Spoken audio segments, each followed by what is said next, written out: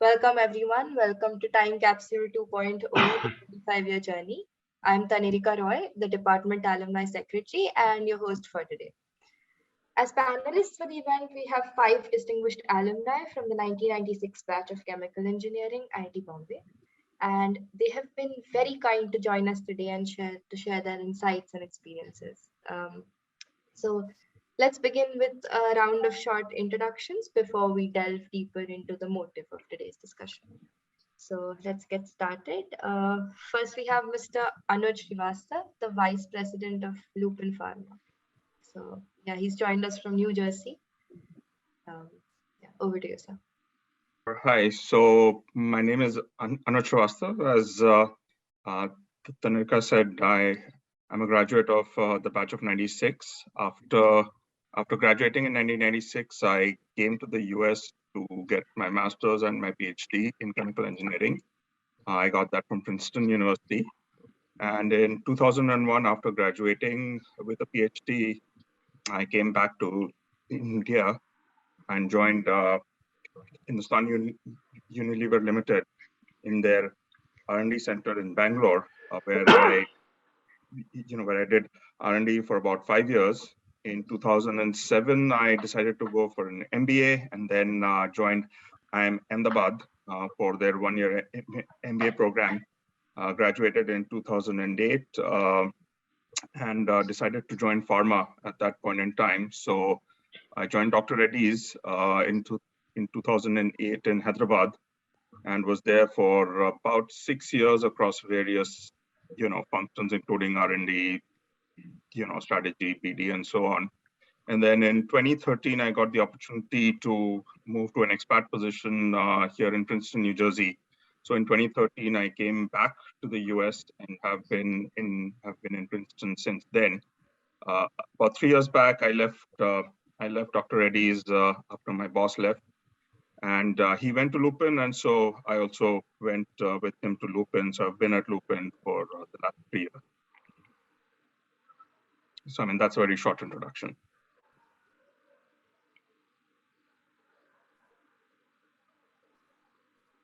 Tanirika, you're on mute. I'm so sorry. Yeah, so let's move on. Thank you, sir. Let's go to Sheru. No, sir, Sheru. Sure. Can everybody hear me loud and clear? Just give me a thumbs up. All right, good. Yep. Yeah, I've had a different journey myself. I graduated 96, obviously. To realize I wanted to do a little bit of chemical engineering before I moved away. I've always wanted to do an MBA because I wanted to be a manager in a large corporation. That's what I wanted to do, but I decided once I left IIT, at least do 1 year of chemical engineering or a little bit more so I could, justify the 4 years I spent on campus learning or trying to learn chemical engineering. Realized that really wasn't for me. I decided to go pursue my MBA. So I came to the US, did my MBA at Vanderbilt University. And at that point, because I'm sure a lot of you guys were sort of figuring out how we made our career choices, it sort of went about eliminating that I didn't want to do ops. I didn't want to do accounting. I did not want to do HR. Marketing was probably not for me. And finance was, somewhere I could apply my mathematical skills to. And so decided to go do finance, joined JP Morgan in the investment banking side. Enjoyed doing that, but sort of got the bug of investing, particularly on the equity side, and slowly joined an asset manager. And then since then, never looked back. Enjoyed every bit of my career doing it. I specialize in credit investing. So some of you guys who probably know it, you can invest in equities of companies, but you can also invest in bonds and bank debt of companies.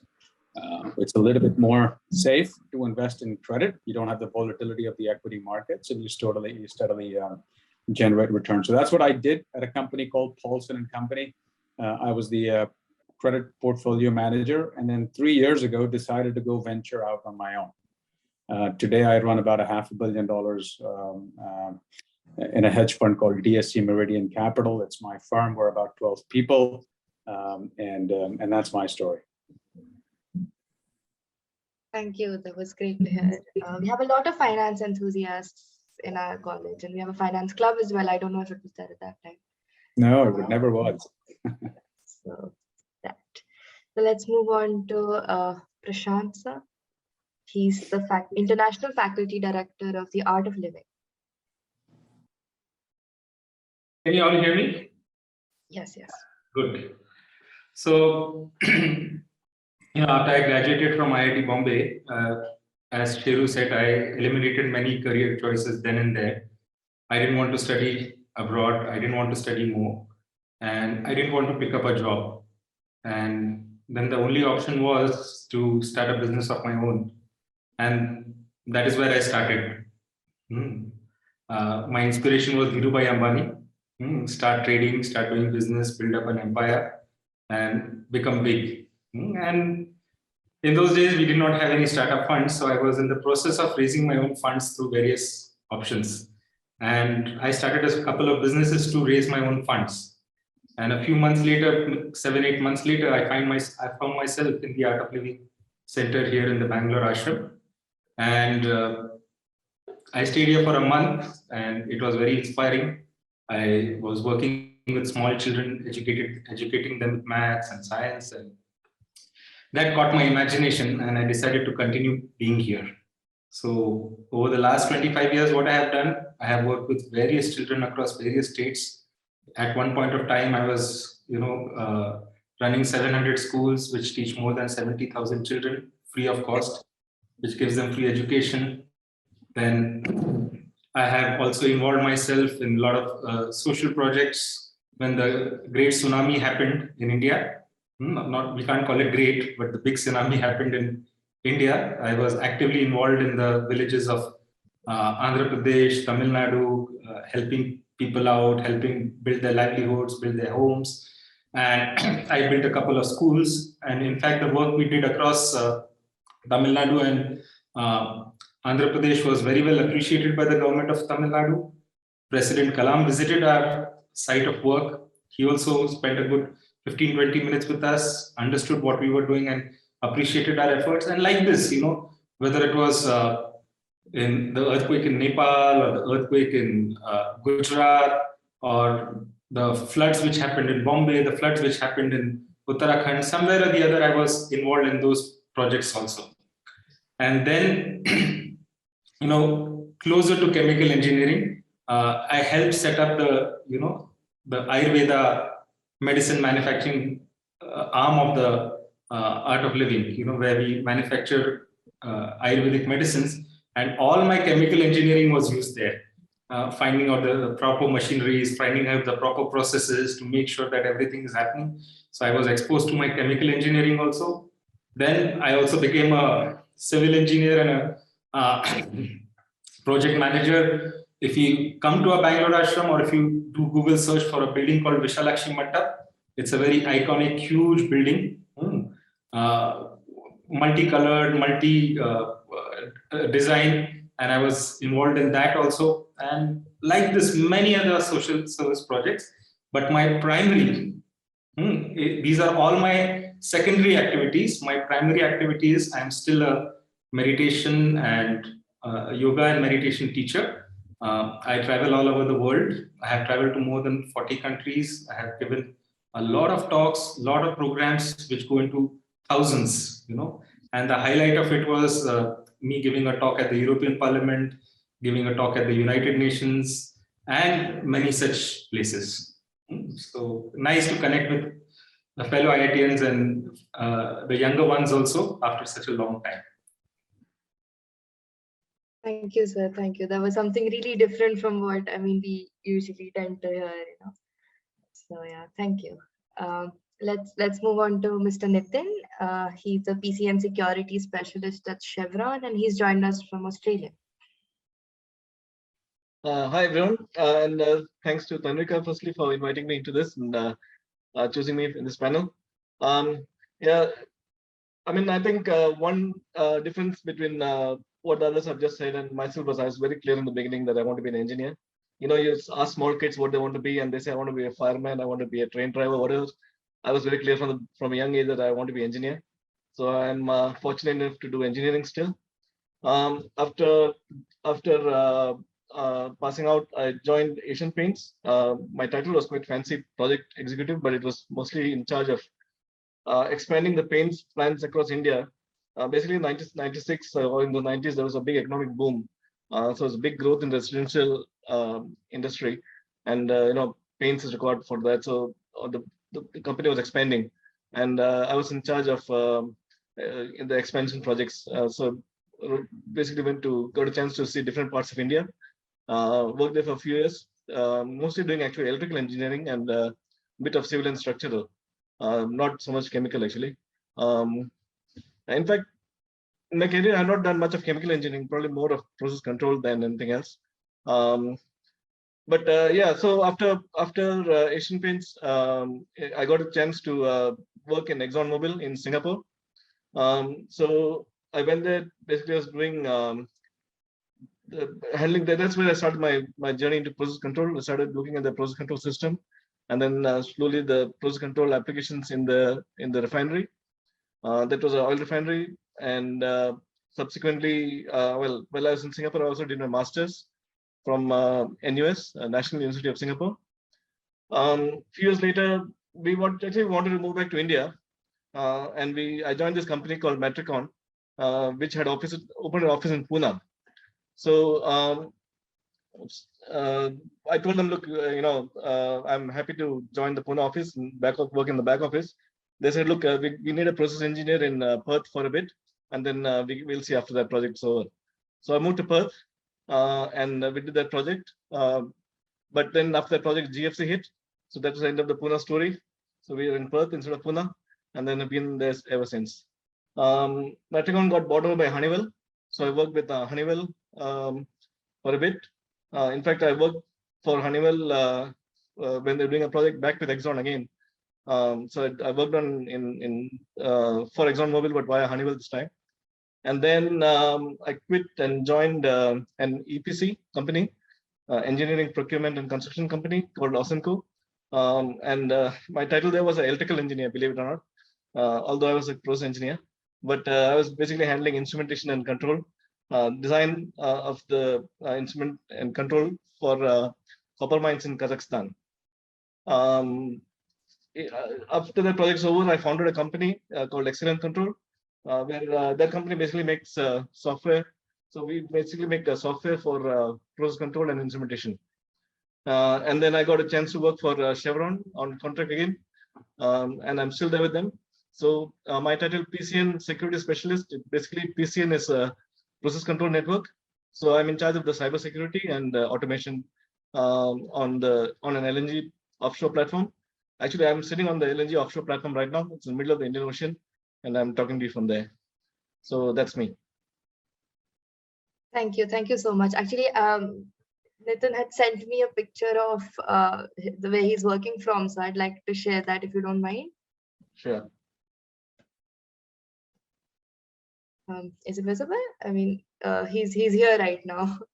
So I think, it's something we all, we'd love to be working in such a place when we grow up. Tintin, are you on top of that whole thing, or are you in? There's a big fire on top of that thing. My boss man sits on top, right? Yeah, I mean that I'm inside this. It's got a accommodation consisting of five floors.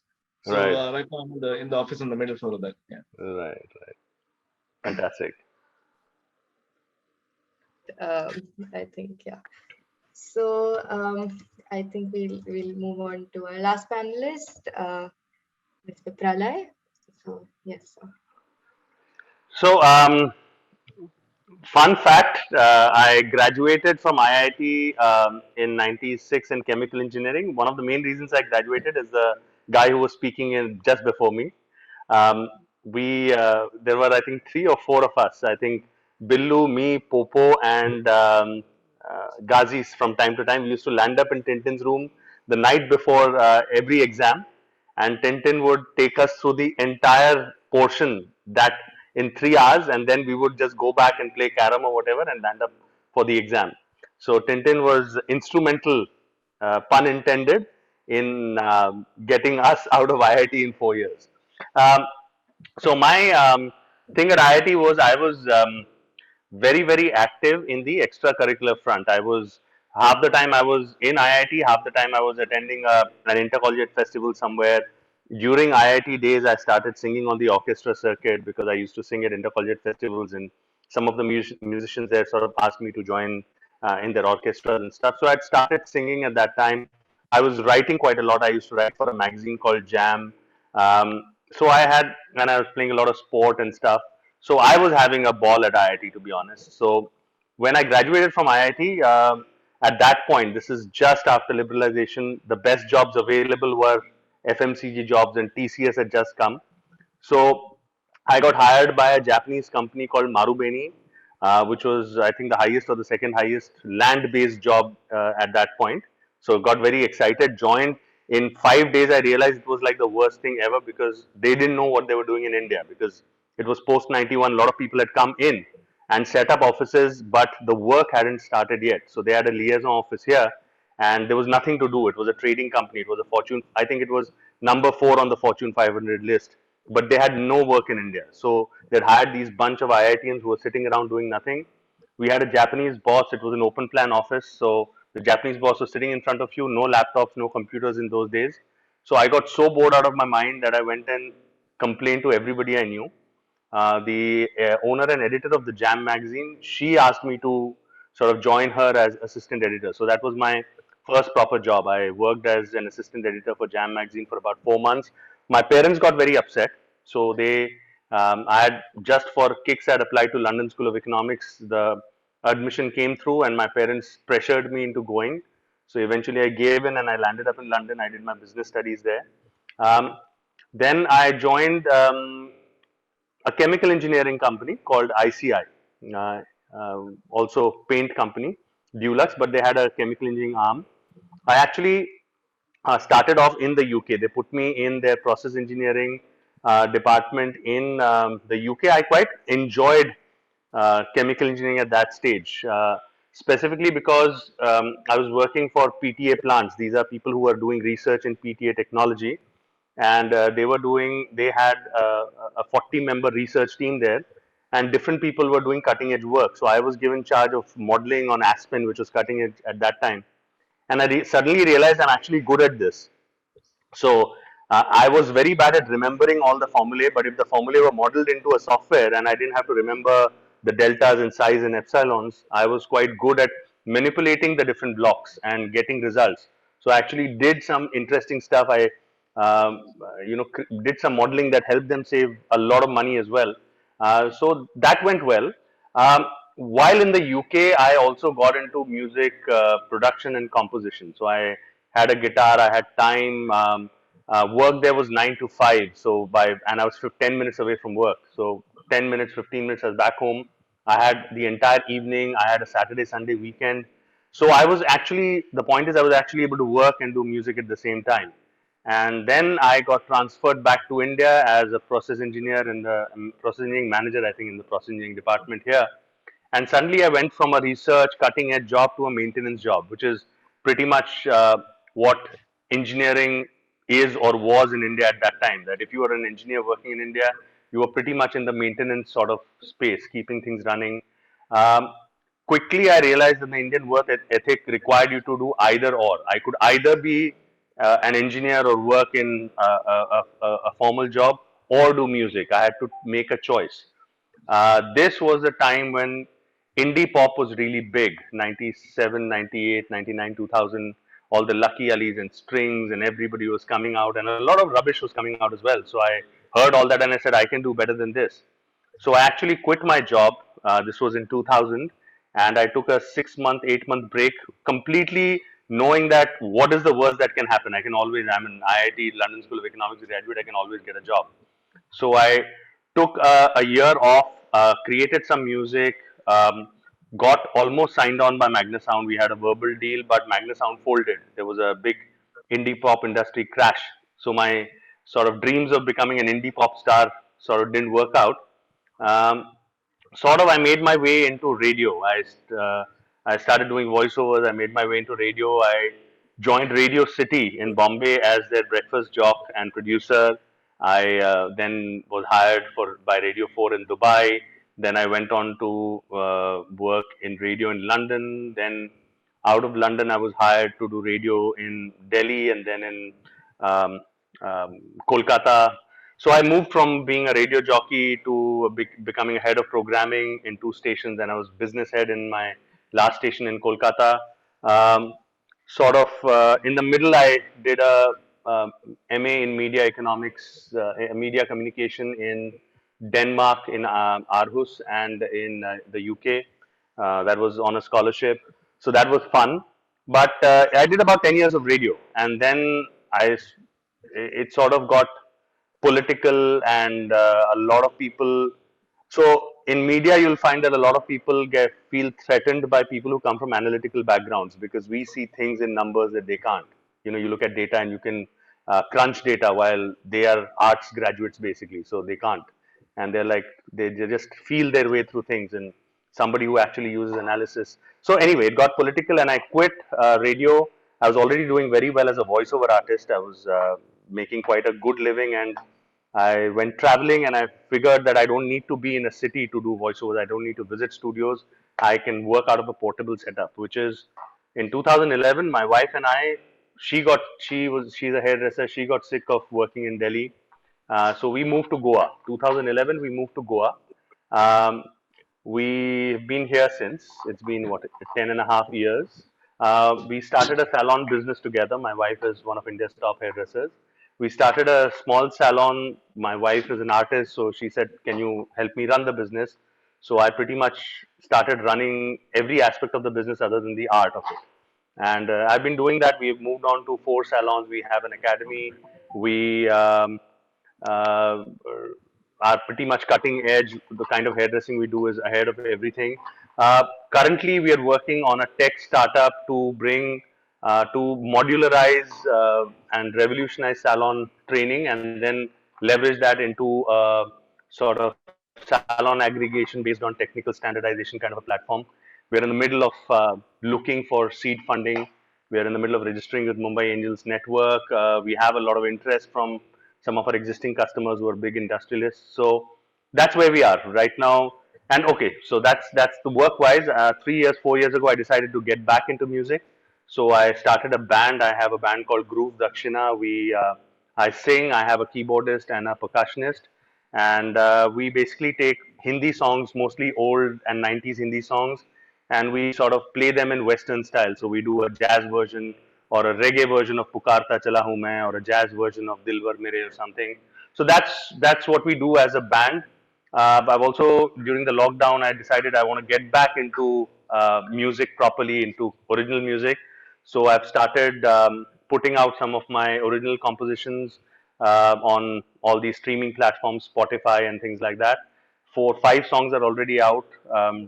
Taking a break because December was very hectic, but I'm plan to put out 4 5 songs a year. That's the plan.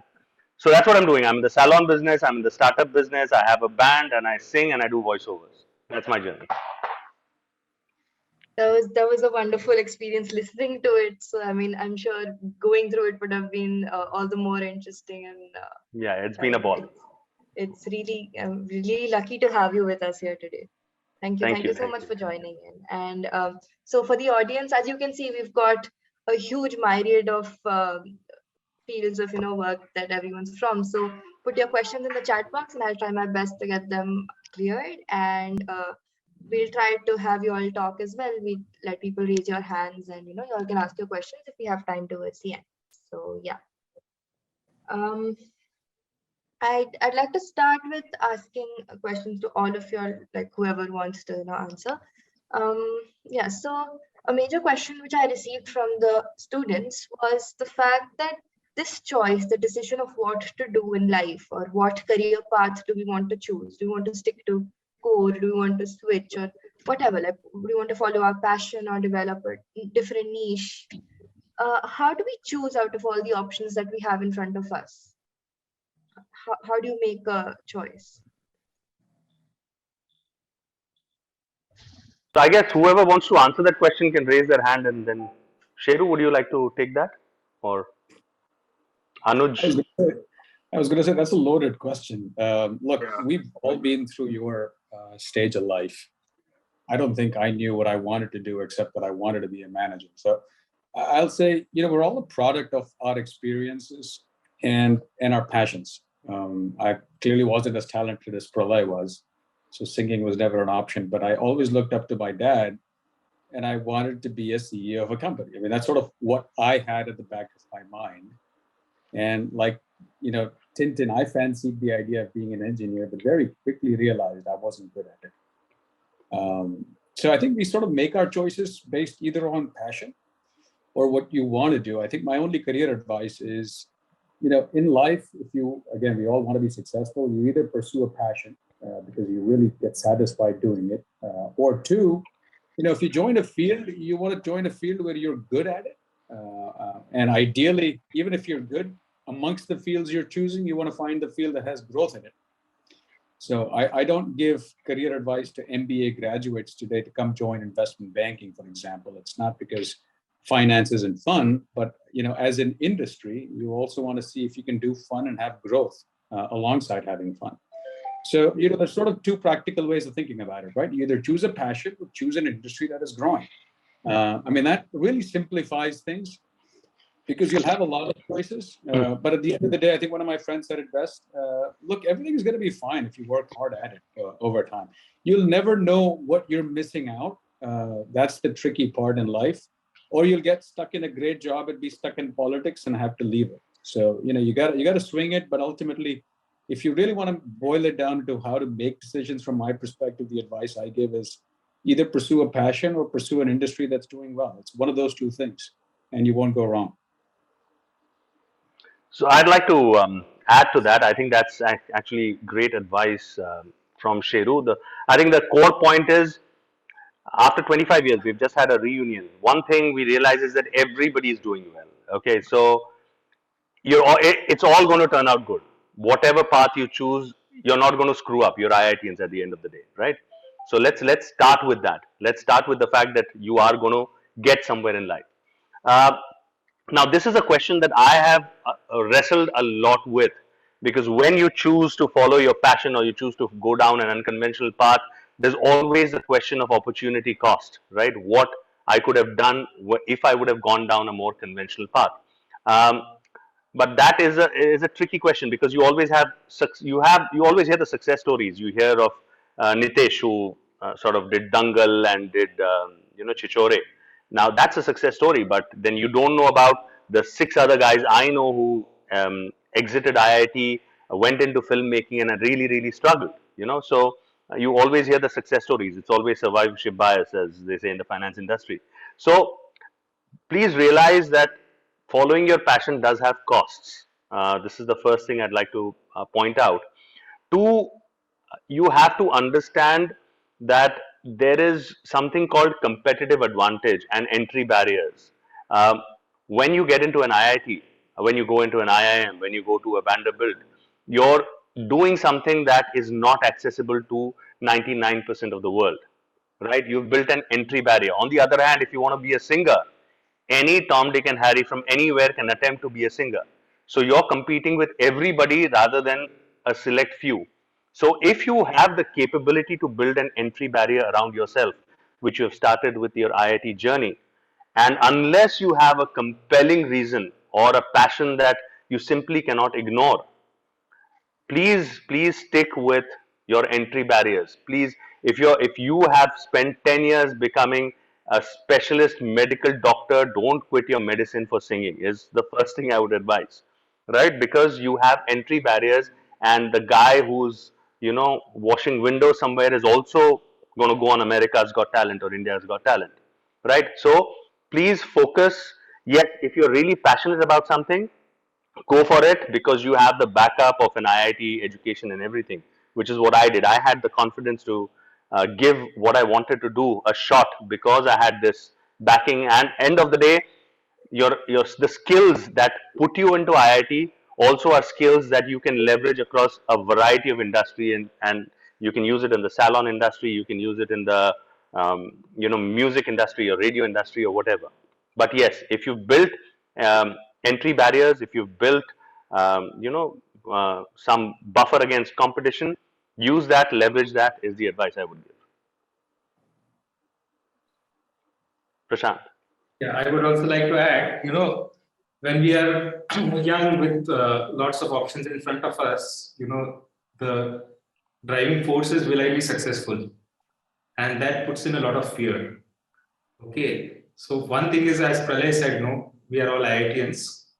We have to drop that fear no matter where we go and what we do, we are going to be successful. That confidence we have to carry with ourselves. Okay, we have to overcome that fear. And then second step is, as Sheru pointed out earlier, eliminate what you don't want to do. Okay, eliminate. I was very clear, I don't want to sit in front of a computer. All the software jobs, IT jobs was out of question for me. I was very clear that I'm not going to report to anyone else in my life. So all those jobs, all the other jobs were this. And I thought, for myself that if an IITian degree does not give me that edge, then what more education can give me an edge? So I wanted to believe in myself and I wanted to do something with myself. When I joined Art of Living, a lot of my friends, family, people who were connected with me, they heavily criticized me for what I did. And I said, I give myself the chance to fail because every failure is also a learning process and I'm open to learning. And I'm happy 25 years down the line, I made the right choice. My parents, till they were alive, they were very happy with what choices I made. And my friends, my relations who are still alive, they are also very happy. But, the thing that I am an IITian and I will succeed no matter where I am, no matter what I do, that will give you a lot of confidence. I think let Nitin. Tintin, yeah. Yeah, why don't you go ahead? Look, Tanika, you sent me this question before, and I did have a think about it. And also after listening to, it's pretty valuable insights from what the others have said. Couple of perspectives from me. I think almost all the students in all the batches sort of go through this kind of thing. It's a good question, and it's in a way it's also a sad question because you're already in chemical engineering. You already done a couple of years or more. I don't know. And then you're saying, oh, well, how do I find my passion, right? So it sort of indicates that you're not doing something that you really like, which I can relate to, because, the drawback of the system in IIT is that you don't get to pick what you really want to do, You want to do electrical engineering, you don't get to rank, that's it. You might be doing, something else and maybe meta, and, people say, No, I think that's absolutely critical. None of you are chemical engineers because you choose to be chemical engineers. Maybe there might be one odd exception. Everybody's coming by rank, right? Go on. Correct. So that I think it's a sort of it's a sad thing, because then now we want to get into IT because we want a comfort zone or we want a protection, and then we think, okay, oh well, what do I really want to do, So that's like sort of sad in a way because you just put all the effort and you're going to be a chemical engineer and you're investing 4 years and you say, oh well, actually I don't really think I want to do this. I've been fortunate. Okay, to be honest, basically I wanted to do electrical engineering, because my electronics was my hobby and I wanted to do electrical engineering all along and I couldn't get electrical engineering. And first I was quite disappointed with chemical engineering. I said, oh, well, this is not exactly what I want to do. After 25 years, I think that's the best thing I ever did was do chemical engineering. It's a fantastic field. It's just awesome. It's like not a single day have I gone into office and said, oh, this is not what I want to do. It's like every single day, it's been awesome. It's like playing with toys every day. So it's sort of sad in a way that people are forced to do things that they really don't necessarily have a passion for. So what I do is look at the practical reality of things is that you need that IIT degree to cover yourself for sure. I would say, look, you'll have to. It's not easy to find again what exactly you want to do, because in India, again, many times, at least my generation, the choice was just engineering or medicine, right? So it's very hard to really figure out, okay, what do I do from here, I would say take your time. That's my real advice. If you don't want to do chemical engineering or don't want to do engineering, that's fine. But take your time to think through what you want to do because the last thing you want to do is get stuck in something that it's neither engineering, not something that's working out for you either. So I would say life is long. Take your time. Yeah, so I think, just tying in all the points, I think one way to look at it is, a career is not necessarily a destination, it's a journey, right? It's, it's something which is, you'll be spending 35, 40 years of your life. So it's fine if you don't start off the way you want. You need to enjoy the journey. You will make mistakes. You will course correct. As you know, you all are from IIT. You will do well. I think for me, what worked or what's guided me is this Japanese concept of ikigai, which is the intersection of what would make you successful in a career, right? It's the intersection point of 1, what you love, 2, what you're good at, 3, what the world is willing to pay you for, and 4, what the world needs. Once you have these 4 intersection points of these 4 Venn diagrams, that intersection point really, if you are able to find that, and sometimes it's through self-awareness, sometimes it's through experiences, it's through self-awareness, experiences, and so on, you are able to hit that intersection point. And I think as Teru said, even in business, strategy is about knowing as much what you want to do and what you don't want to do, right? So I think my point is you will have to explore, you will make mistakes. There's quite a lot of self-awareness, introspection you need to do as to what really you want out of your job, your career, your life, and you need to tie in all of those elements together. I think I just quickly like to add that what Anuj is saying is very critical, because your degree that you get from IIT lets you leverage and pivot at any stage in life. You do something for 2-3 years, you say nahi jam raha hai, you can go into an MBA, walk into an IIM.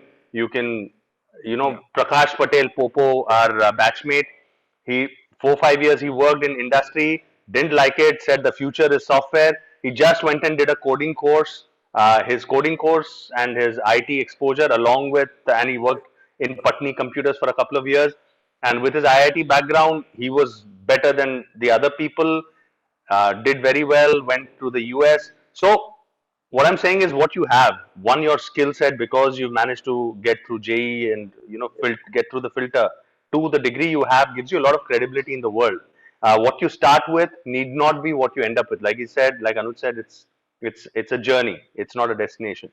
So there'll be things that'll come up, and a lot of it you'll come up with. And just one more thing is that if the best thing in life is to marry the person you love, but you can also fall in love with the person you marry, right? That's something. You get into a career and you'll find excitement in a wide variety of fields. In a reunion, I found people who found excitement. I found excitement in chemical engineering, which I never thought I would, like Tintin said. So there are people who found excitement in finance. Some people have found excitement somewhere else. So you'll find that you'll start loving the woman you're married to. So if I can add, Yes, sorry, Dhanika? definitely. Yeah, go ahead. Look, there's one point where I slightly differ from all the what other people have said. No doubt, being an IITian, it's an achievement. That you've gone through a lot of barriers and hurdles and so on, and it does get you that definitely gets you an initial break for sure. But I think the aim in life should not be to be known as IITian. At the end of the day, I would rather be known as I would rather IIT be known as by my name than me be known as an IITian. So the point I'm trying to make is, in the long run, you try to make your mark, and not let somebody else stamp on you and you carry that along with you. So in the long term, the idea should be to always have your individuality, and not have just go by a stamp. Just you did something once and that's it. That's your identity for the rest of your life, and you carry that with pride. And just one more thing. Today is very different from when we graduated. We had no access to information. We sort of, found our way in the dark. Some seniors would say, "Arey wo." I got into chemical engineering because a senior of mine said, "Scholar acha milta hai chemical department mein." That's it. I mean, there was nothing else. So right now you have access to so much information. Everything is online. You have access to your seniors who are very well exposed to what's going on in the world. Use that. Talk to as many people as possible when you're choosing what you want to do. Thank you. That was some really holistic advice, and I hope everyone took back, something from that. There's an audience question that I'd like to ask from Shivesh Gupta. He says, with IT sector overshadowing almost all other sectors, what would make an individual stand out from the intense competition of that? Sorry, explain the question. Intense competition of what? Probably, okay, I can get Shivesh. Are you here? Do you want to unmute and explain your question? Yeah, I think that might work better. Whoever's asked the question, just get them on screen and let them ask the question. That might help us. Yeah. Sure. Yeah, good evening, sir. Good evening, Shivesh. Yeah, so my question was actually like there's a large variety of people with different skill sets already present in the industry, and it's very hard for like newbies which do not have any experience to get into it. So what should we do as an individual to make ourselves stand out? Because like with so many people participating in this industry, it's like it is becoming more and more difficult to make yourself unique, Should we come back? No, I'm just in a meeting. Sorry. Sheru, would you like to? I was going to say anyone from the IT sector who wants to volunteer here. Because it seems to be very specific to the IIT sector. I think I understand the question as there's a lot of people from a lot of backgrounds coming into the IT sector. IT sector, yes. Need not be IIT, yes. Yeah, and how do we differentiate ourselves? I'll start with whatever I understand from the question. When we compare, when we look at success or IT sector doing well, money-wise, that is the first criteria because that is where the money is. But it is not only the IT sector which is there. Every sector has its own beauty. Every sector has its own goals to be achieved. And the biggest thing is I want to be unique. If we drop this thing that I want to be unique, let me be myself. That is where the thing starts. And when we start being ourselves, that uniqueness will automatically stand out if it needs to. I will share my own personal story. I became an art of living teacher, and when I became an art of living teacher, there were already many, more than 100 senior, well-known art of living teachers all over the world. And I asked this question to myself: what is the unique thing I can do so that I'm better than the best?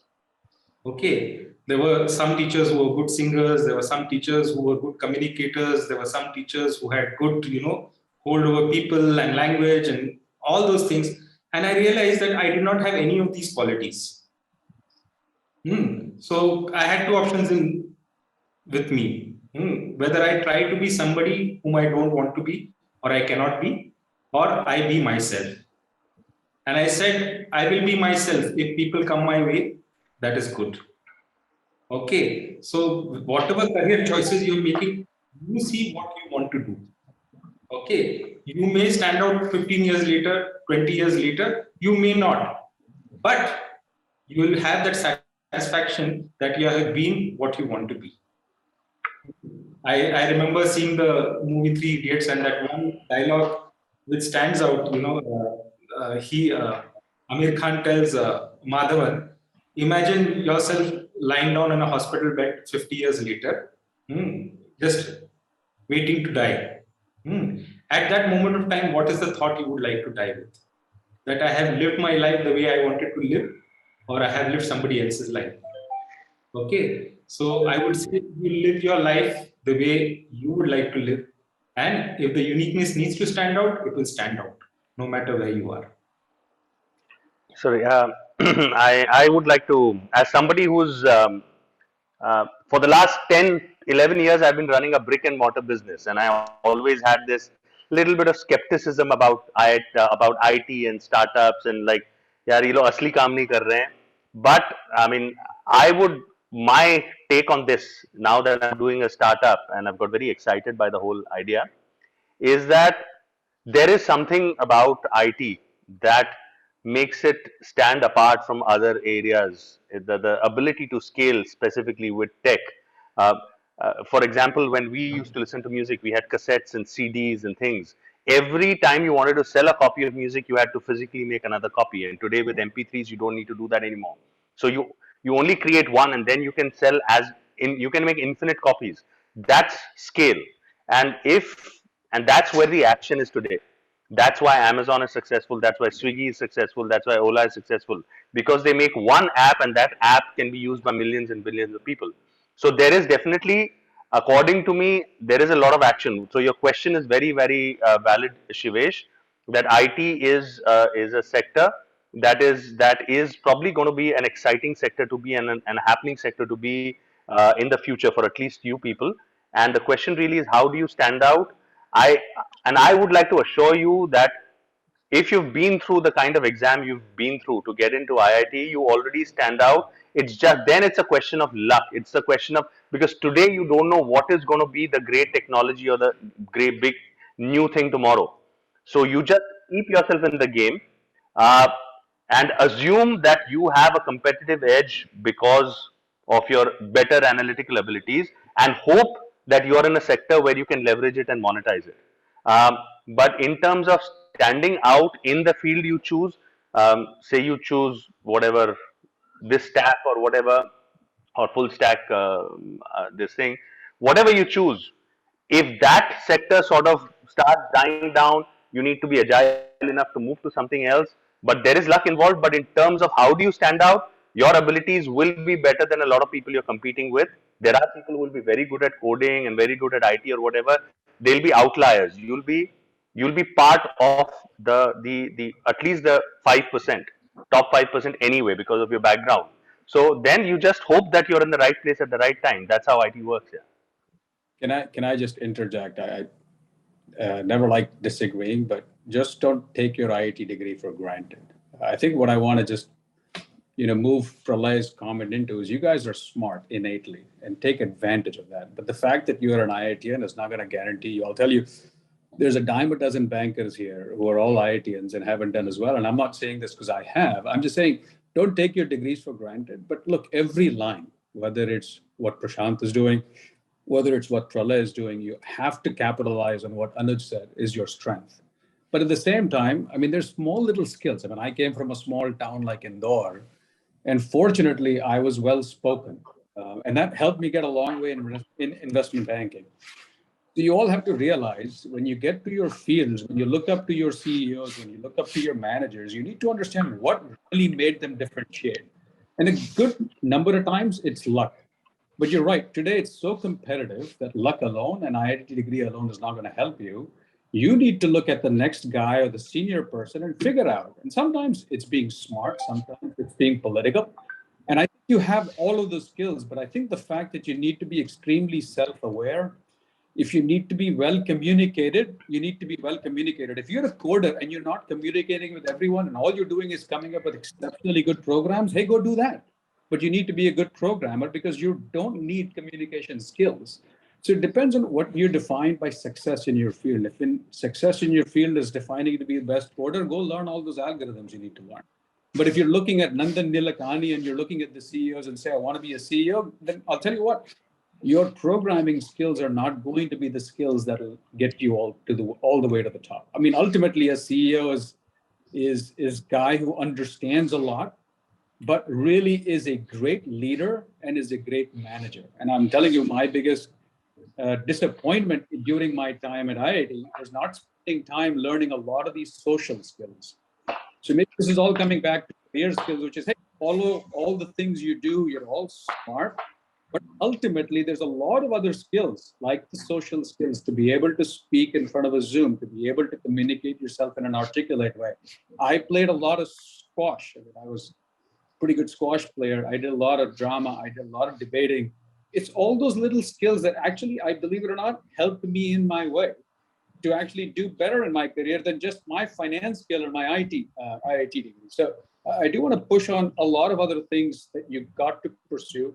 And I think being self-aware is a huge thing, where I realized I didn't learn much about the sports. I couldn't talk about, the wines and the food these guys were having as bankers. Some things you were willing to learn, some things like Goof said or Ajore said, you just have to be yourself and you be good at it. So I'll take a pause here. I think I'd like to add to that, because this is something that I learned the hard way, that just because I was good at certain things, specifically analytics and things like that, you assume that that's the only skill that matters. And then you realize, you get into environments and then you realize that, hold on, that's not all that matters. There are other skills. I actually had one of my CEOs tell me, Pralay, you're very, very competent. No doubt about that. But at this level, at senior managerial level, you need other skills. And that was sort of a wake up call. So Sheru is absolutely spot on. Figure out what the other skills are you need to get to where you think you want to be. Yeah, I would agree. I mean, Sheru hit upon a really good point, which is, it's not just the hard skills which will make you successful. It is, at the end of the day, when you reach senior leadership levels, it's really the soft skills which really are important. How well do you work in a team? How well do others perceive you? How you advertise yourself without really advertising, right? Which is not. And how do you navigate the political landscape? Yeah. Right. I mean, all of these become important, and all of these are social skills which the sooner you learn, the better you'll be. I mean, I also learned it the hard way, right? I did very well at IIT, graduated in the top 5. I went, I did a PhD from Princeton, but that only gets you so far. For me, the pivoting point in a certain way was when I went to IIM, and that's when I decided that, I don't want to again go down the route of, getting good grades. I could easily have done that. I decided that, I need to get out of my comfort zone and actually take on positions of, speaking, of leadership. So I got involved in, the placement committee. I tried placing people in companies. I was quite successful at it. And I had never thought that I would be very good at that. I had a huge stammering problem as a kid. I couldn't even speak, 3 or 4 words without stammering. But I realized that was a fear in myself, and I really needed to overcome that, because if I wanted to do roles, if I had to communicate well, and for me to overcome my fear of stammering meant that I needed to put myself in those positions where I had to overcome that fear. And so, that was what I had been avoiding. But then I realized that I had to overcome that fear. And believe it or not, I 5 years after graduating from IIT, or even from Princeton, if somebody had told me 10, 15 years down the road you would be doing business development deals, I would have said you're mad. But so a lot of it is, as Teru said, self-awareness, and then going out of your comfort zone to develop skills which really become important. I think talking about soft skills, we have a question from Pradyuman as well, and I just rephrase it into something that was asked. Two of you, that is Sheru and Anuj, I think have done an MBA, and we tend to lack soft skills as engineers, right? I mean, we've always been so focused with the physics, chemistry, and math, especially before joining IIT. So do you have any advice on how one should try to inculcate skills which are not just so pointed towards physics, chemistry, and maths, and how important it is to have these later in life, and how if MBA helped, or what helped. I don't necessarily think the MBA helped. I think it was more the experiences you have during MBA school, or even during graduate school, or even IIT. I mean, I wish I hadn't been as big a Nabadu, and I wish I had taken part in more extracurriculars. I mean, so I kind of did that later on, specifically during my MBA. But wherever possible, seek seek those opportunities where, whether it's through PAF, whether it's through Moodai, whether it's through extracurriculars, as Bakshi has done. Those I've those in the longer term, I believe will the softer skills at the end of the day, especially in a corporate setup, become a lot more relevant. I mean, beyond a certain point in time, people take for granted that you are competent, you are from IIT, you are competent, but really the ability to network, to be a team player, those become a lot more important. And I think again, a lot of it is again deep introspection and getting out of your comfort zone. So let me just add here regarding the MBA specifically, because I did it, and I know a bunch of my peers did it as well. There's sort of two big reasons I'll still tell people to go pursue an MBA. I mean, ideally, you're in a startup and you're doing extremely well and you're hiring an MBA. But if you are the person who's thinking about an MBA, the two key drivers need to be either trying to move up in an organization and trying to learn skills away from the hard skills. Like if you're an operations manager, but you want to be a manager, you learn, do an MBA. Or two, for someone like me who started my career doing chemical engineering at NOSIL, an MBA was a good pivot point to get into finance. So if you're suddenly moving as an engineer into finance or as an engineer into marketing, then you need that degree and that jumping point. So I do believe an MBA is helpful from that perspective. But look, you talked about soft skills, and I keep emphasizing soft skills are extremely important. There's probably 30 people here on this call. There's only 4 or 5 video screens on, right? It's simple things like that. So keep all your videos on. Again, I applaud Tanrika for doing what she's doing, which is she's leading the charge to help organize this event and communicate with folks like me. And I think what that does is it forces you to go out of your comfort zone and simply develop the simple skills you need to develop of how to communicate. I can't preface this enough. I've learned my English here, which I thought in IIT was better than a lot of my peers, but I still had to improve on my presentation skills when I got to New York. And today I'm sounding too much like a New Yorker. But it's those little skills that, how you present yourself, how you talk, how you communicate. And all of these things make the next guy look at you and say, oh, this guy is smart. I like the way he thinks, or I like the way he presents.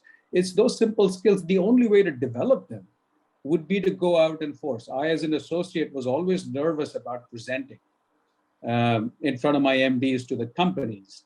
But the only way to learn that was to actually start presenting.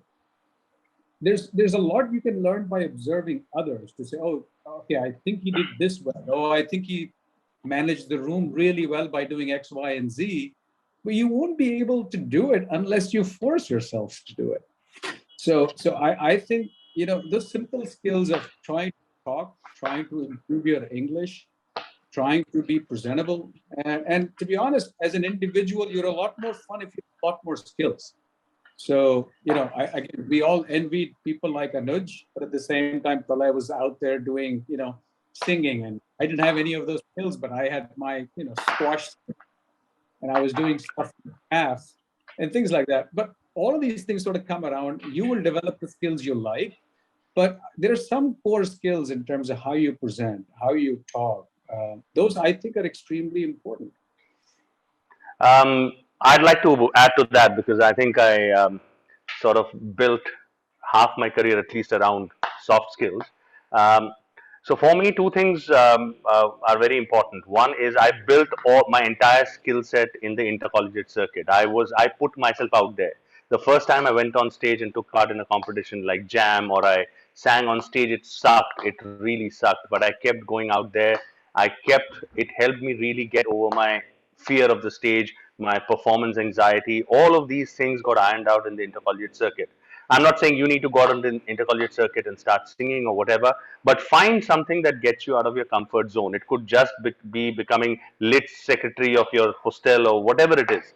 But find something that's beyond academics, that because once you go beyond a certain stage in life, being part of a team and knowing how to be part of a team is absolutely critical. How to work with people, how to manage. You'll find out that different people have different sort of motivations and different incentive structures. You need to be able to figure out people, and you can't do that without experience, which you should build at this stage. Try working in teams, try working in committees. The other thing I advise, great for learning team skills, is sports, and it is very very critical. Like Sheru says, he played squash.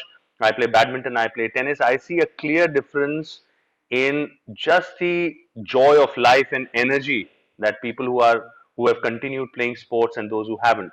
So it's also a great social. Once you get into the corporate world, for example, you'll find all these badminton leagues and tennis leagues where you immediately stand out from the crowd.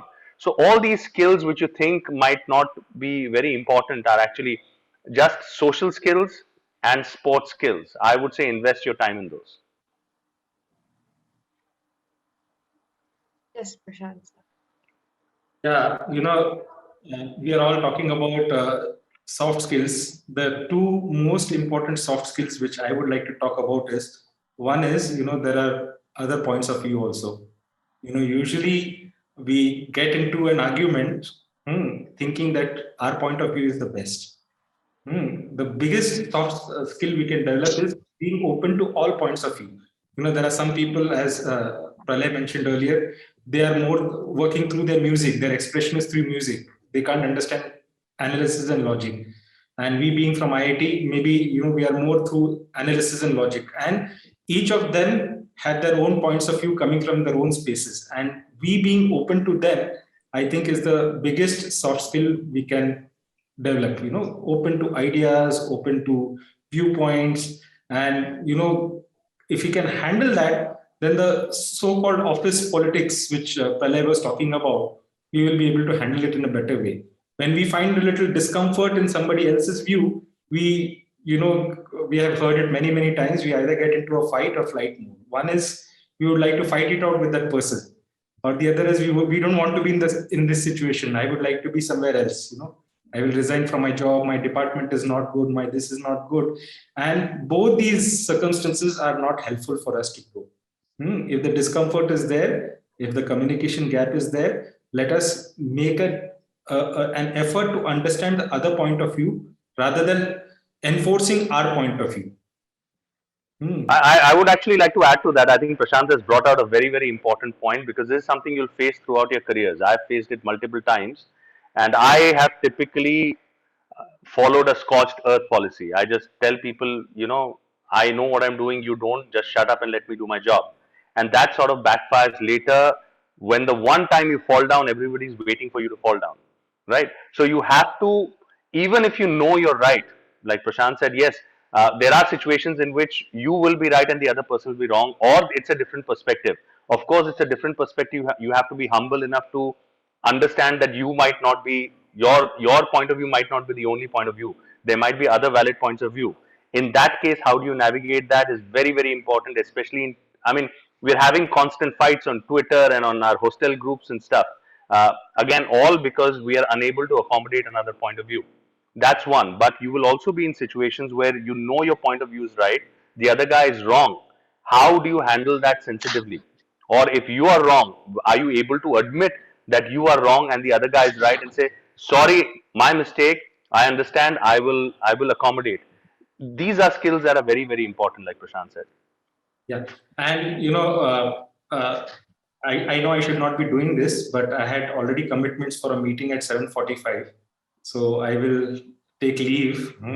It was wonderful connecting with all of you, listening to all these different points of views. I wish I could have had a longer session, and I had not planned this in advance. But I will take leave now and wish you guys all the best. Hope you have learned from this interaction. And particularly for me, as I said earlier, I learned so many things from different points of views here also. So learning should go on. So wish you all the best, and sometime later I will connect with you all again. Bye-bye. Thanks, Prashant. Lovely to see Joining you, in. man. Thank you so much for joining in, sir. Thank you. So it's almost been an hour, and I think we'll have last 2-3 questions that I want to ask. So one thing I'd like to ask Nitin sir is that you, I think, stayed the closest to engineering per se, right? I mean, so how is it out there? Like, how is it in the core? How is it? Sorry. How is it in the core sector? Like, very few of us actually want to be in core after, the course load and everything. Everyone wants to diversify right now. So Yeah. I mean, Yeah. Look. Look. I understand you. I mean, if you have the passion for engineering, then I would say that engineering is a fantastic field. I mean, it gives you a chance to actually make things, and see things that really work, and see things that makes a difference to people's lives and so on, especially with chemical engineering, like Anurch's case is working in pharma, it's making things that saves people's lives. I'm in the energy business, and that's what's keeping all the hospitals going and the electricity flowing through people's houses and so on. So it's a field to be proud of, really. But certainly you need to have the passion for it. I mean, if you don't have the passion, then yeah, it's not something that I would advise anyone to do. But if you do have the passion, I would say chemical engineering is a brilliant field. And the good thing about chemical engineering, I find that actually it keeps, the learning is always there, with chemical engineering, because I work in the area of mostly process control, and process control is linked with so many different fields. For example, of course, for doing process control, you need to understand the process. So that's a given. So you need to know chemical engineering. But on the other hand, you also need to know things like the electrical automation side of things. How the instruments work, how do the motors come in and out. What are the constraints that the process puts on things? What are the electrical constraints, and what are the structural constraints, and things like that. So that's one aspect of it, right? So that's just what you already learned. Now there are things peripheral around that. I mean, for example, then you now look at the chemical the control system itself, which is basically a bunch of computers. So you get to learn a whole bunch about IT and computer science and so on. And now the new field that's coming up, which is where I'm working in, is cybersecurity. So my job at the moment is basically cybersecurity for the automation network, and that's a new area which has got a lot of potential, a lot of challenges, a lot of new areas that are coming into develop. And on top of that, you also have emerging technologies. For example, now like at the back, I don't know if you can see. Let me show you.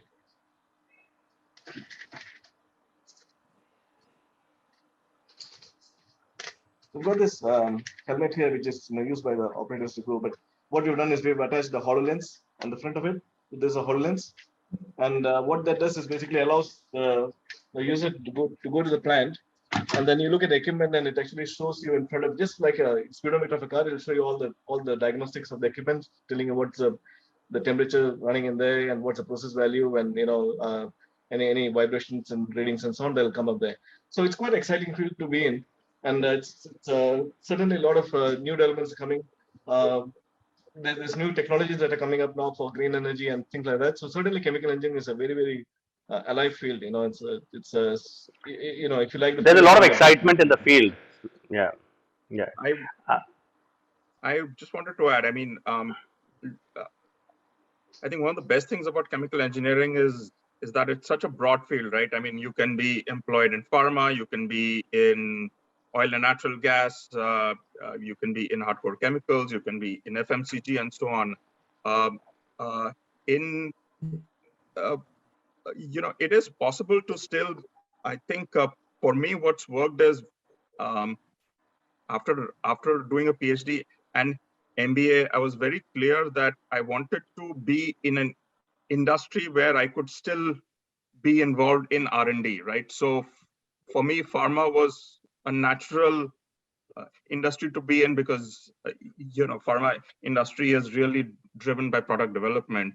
And my stint at Unilever R&D was such that I wanted to do more than R&D. I actually wanted to get products to the market. And so I felt doing an MBA would be a good way to also be in a position where I could really get products out into the market, right? And not just do R&D.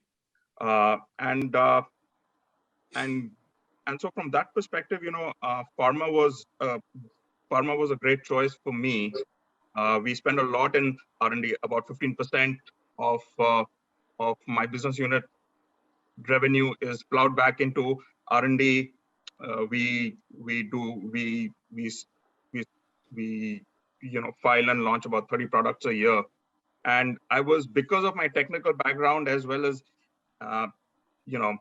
MBA background, I was able to find a position where I'm still involved 50% in R&D, in terms of product development, as well as launching of products, as well as the commercial side, which is, R&D management, right? So apart from doing business development strategy and so on. So in that sense, I have been lucky that, I still have a hold on, hardcore R&D work. In fact, a very recent project I was doing was really the use of computational fluid dynamics, which was what my PhD was in the pharma field, right? We were using it for a certain product. So I think for me the learning was it's possible. It doesn't have to be a choice of or, it can be a choice of and as well. You can be technical and you can still be involved on the management side. Very often the world is either or, right? I mean, you either go down the technical path or you go down the management path. In my case, I've been very, very lucky. I've been able to find a position and really craft a role such that because of my skill sets, I was able to be in both.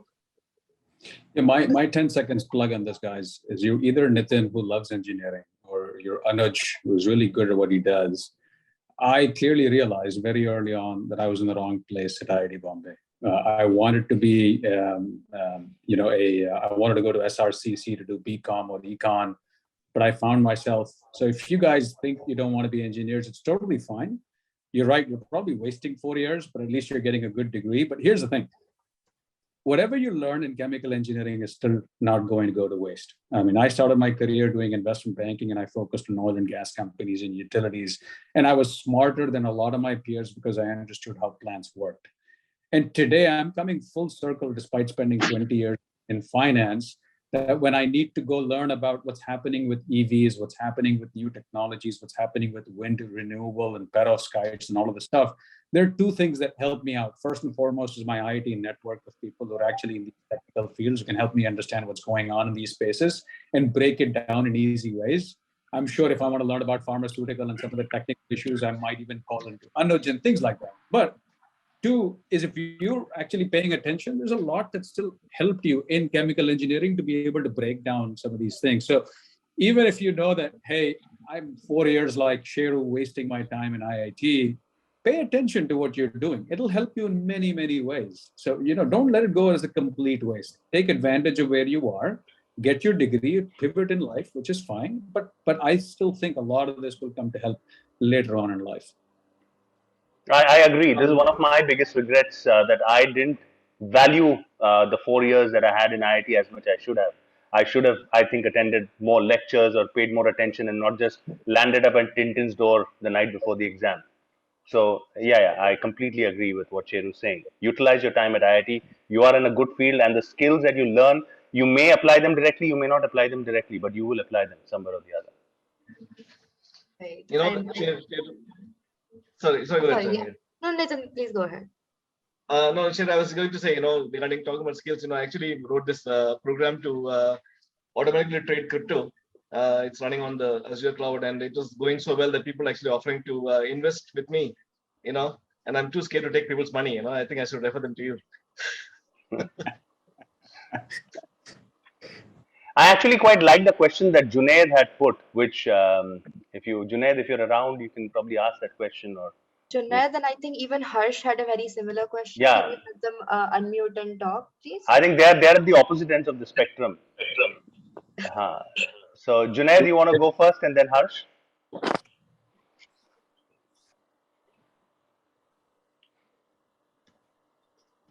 Is Junaid around?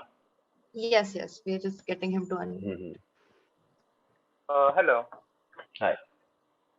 The doubt I had was I have a dream about starting up, but I'm not sure, and I'm always confused about if I have an option, like if I'm interested in core as well. If I have an option of getting a job in core sector with a decent pay, or starting up, what should I choose? Because there basically the final choice that I have to make is about security, right? Because if I start up, I don't think so there would be as much as security as I would get in corporate.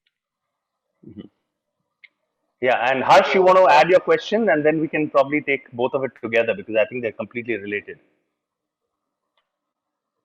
Yeah, good evening, everyone. Hi. So yeah, as I said, I really wish to become an entrepreneur someday. So basically, I'm in Marwadi. So as you say, that I have business in my bloodstream. What's your surname? Is it Agrawal? Yeah. First tell me. No. Yeah. I'm Doshi. So there was some other alumni also. I'm a Marwadi too. Yeah, So nice to hear that. Nice to hear that. So I hope there was some Pankaj Doshi sir also who's an alumni. So yeah.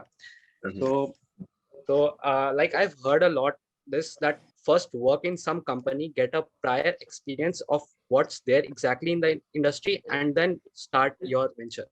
So is that what it is, or I can start at, like, there is an apt time to start up, or I can start at any point of time? So I think we're discussing entrepreneur versus job, and what is the right timing, which is the right path. Sheru, do you want to? I think you've done both. So do you want to? yeah, I mean, I call myself an accidental entrepreneur. Look, there's no science to this. All of you guys need to understand this first and foremost. If there was a science, you guys would have all cracked it. Okay, you guys are smart. So keep in life a motto that, you know, something is an art and something is a science, and this is more an art. There is no path to say, oh, 3 years of this and 5 years of that, and you do it. I mean, go figure out your own path. I mean, most successful guys are the guys who dropped out of college and started their own companies. One thing I do want to tell you guys, I mean, this is time and time again, there's two things you need to keep in mind. One, the job market is very tight, which means all of you guys have a huge backstop. I mean, I know one of the questions was, what's our fallback? I mean, if you guys are worrying about your fallback, please get over that sense of insecurity. Okay. I came from a very modest background. I'm sure a lot of us here came from a very modest background. We've all done well, but we've done well because we made it into IIT. So have that level of confidence that you'll be fine in life and you will always get a job. You won't make that CEO, but that's okay. But don't make your career choices that, you know, I did this because I needed that security. That would be a big not at this stage. Not at this stage.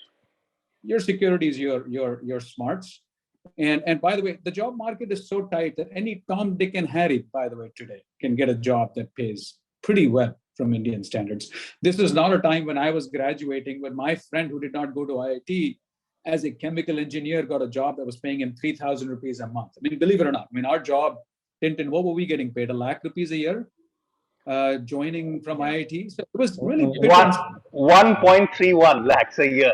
Right. Second highest paying job. That's how well it was, yeah.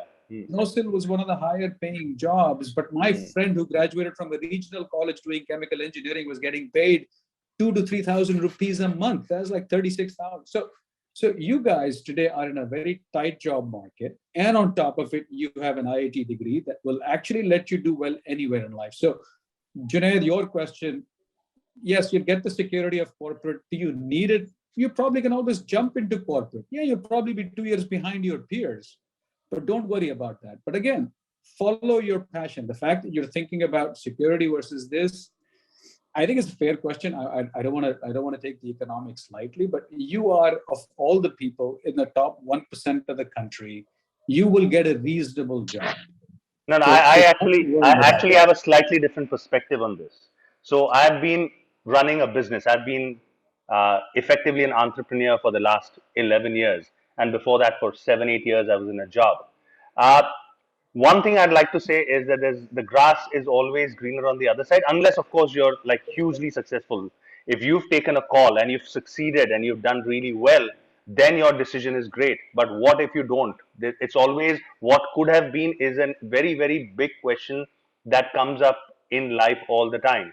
And I see for every person who succeeds, even if he's an IITian, there are a bunch of other IITians who don't succeed to that level. You know, you do moderately well, like Sheru said, maybe not CEO, but you do reasonably well. Uh, there are advantages to being in a job because one, like Sheru said, because of the background you have and the job market you have, you will have a lot of value. If you're going and working in a corporate or a company or whatever, you will quickly develop equity. And Junaid, like your comment said, over a period of 20 years or so, you compound, you build up such strong equity that you're really, really valuable. So, for example, we have somebody in our batch called Sash uh, S. Ashwin, who's All India rank 9. He's a really, really senior guy at Microsoft. He's just worked his way through corporate, built up equity, and he's one of the critical guys. That's not to be laughed at. You know, you can build up as an IITian with your ability and experience and investing 20, 30 years. People pay shitloads of money. I mean, sometimes as an entrepreneur, I feel I'm stupid because there are people getting paid like 10 crores a year, and I know I have the same skill set, or I might even have a better skill set, but that guy's been at it in the corporate race for about 20 years. People, I mean, if you look at employees like Satya Nadella, you know, there is nothing wrong about doing 20 years in a corporate and finding your feet. Similarly, if but you don't want to be in a corporate if your heart is in being an entrepreneur. If you don't want to work for somebody, if you want to be your own boss, if you want to run with your own ideas, if you have a concept that you know will not fructify in a corporate setup, then you're going to be really unhappy in a corporate. So it is very, very individual. Doing a job is not a bad thing. Working your way up the corporate ladder is not a bad thing. But being an entrepreneur is exciting, but there is insecurity. I want to add a couple of. We've also got. Hey, Ravi. I just wanted to say one small thing. I mean, you increase your skills in more than one field, which is just not engineering. Increase your skills in data, increase in skills other things. Then you are very easy to get marketed. There is no job for just doing, okay, I just want to do only one thing. That is not there anymore. That's the only thing I have to say. Tintin, you wanted to add something? Yeah, so I also have a startup, you know, which is doing focus on process control, and we also trying to do some research on doing a multi-variable process control, in making new algorithms and so on. And you know, I'm also Marwadi from Indore, you know, so you know, right from the beginning, since I joined the job, we always say, okay, let's start a business, you know, and so I want to sort of give you the pros and cons of one is if you try and make a business straight away after, you know, after college or without much of job experience, and doing it after job experience. So the good thing if you do it straight after IIT and so on is that you're full of ideas and got the energy and so on. And if your idea clicks, you know, like what Bakshi was saying, if your idea clicks, then you really make it very well because you have an open mind and you can actually go quite far. But on the other hand, the flip side of that is that the risks are extremely high because basically, you know, you have technical skills, but you got almost no business skills, right? And the second thing that you don't have is contacts. Third thing you don't have is credibility. So depending on the field in which you are, so let's say if I want to make a startup in chemical engineering, it makes a huge difference when I go to a customer and say, I've worked for Exxon for so many years and this company for so many years and Chevron for so many years. It makes a huge difference, right? Because you know you get good standing straight away, compared to going in as a newbie and saying I just passed out of college and make this product. You know, it's just very unlikely to sell. So these are the pros and cons that you need to think of in mind.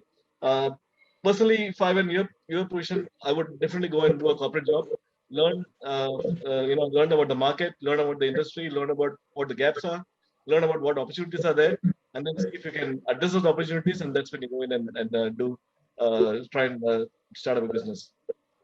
That's my advice.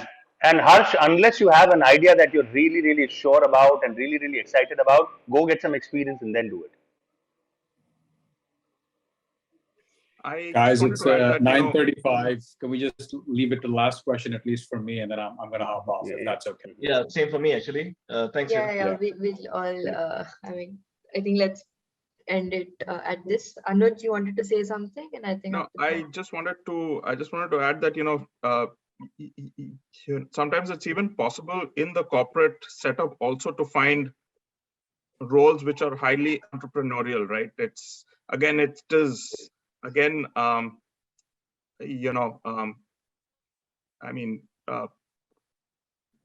What I found is that, the tyranny of the or, we sometimes tend to think only in terms of or and not and, right? There are roles, they may be very difficult to get, but there are roles within the corporate setup as well, where you can be highly entrepreneurial and still make a difference. And we, again, my learning has been try to embrace the and rather than just viewing the world in terms of this or that. That's well said. That's well said.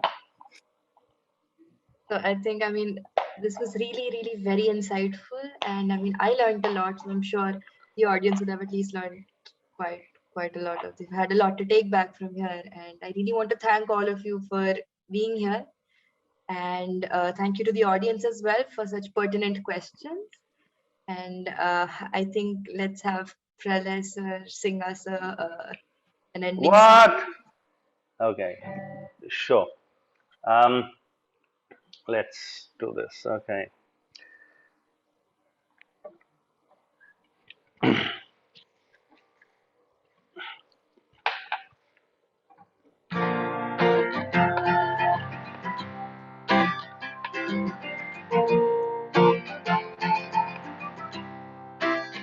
मैं दीवाना बन के रह गया, मैं दीवाना बन के रह गया, ये ज़मीन थम गई, आसमां झुक गया, तू नहीं जो सनम ये जहां रुक गया, मैं दीवाना बन के रह गया, मैं दीवाना बन के रह गया, अब कहाँ जाऊं मैं, क्या ठिकाना मेरा, तू नहीं जो सनम क्या बहाना मेरा, मैं दीवाना बन के रह गया, मैं दीवाना बन के रह गया, मैं दीवाना बन के रह गया, मैं दीवाना बन के रह गया,